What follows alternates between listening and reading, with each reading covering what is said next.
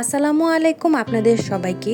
অনেক দিন পরে আবারও চলে আসলাম আপনাদের মাঝে একটি পেজের পণ্যের রিভিউ নিয়ে। এই পার্সেলটি আমি রিসিভ করেছিলাম এই বছর রোজার সময়। সেই সময়ে ফেসবুকের ত্রিকোণমিতি নামক পেজে একটি ছোট্ট কন্টেস্ট চলছিল এবং কন্টেস্টের তৃতীয় স্থান অধিকারী হিসেবে তারা আমাকে এই সুন্দর প্লাস্টিকের পানির বোতলটি পাঠিয়েছে। তাদের পেজে নাকি খাঁটি মধু পাওয়া যায়, তাই ভাবলাম যে উপহারের পাশাপাশি কিছু একটা অর্ডার করে নিই। তাই আমিও দেরি না করে তাদের পেজের খাঁটি মধুটি অর্ডার করে ফেললাম। উপহারের সাথে তারা আমাকে ছোট্ট একটি চিরকুটও পাঠিয়েছিল।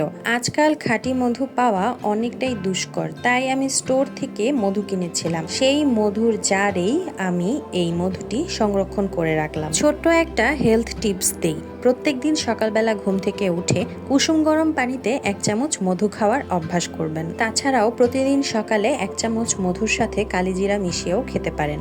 ধন্যবাদ আপনাদের সবাইকে।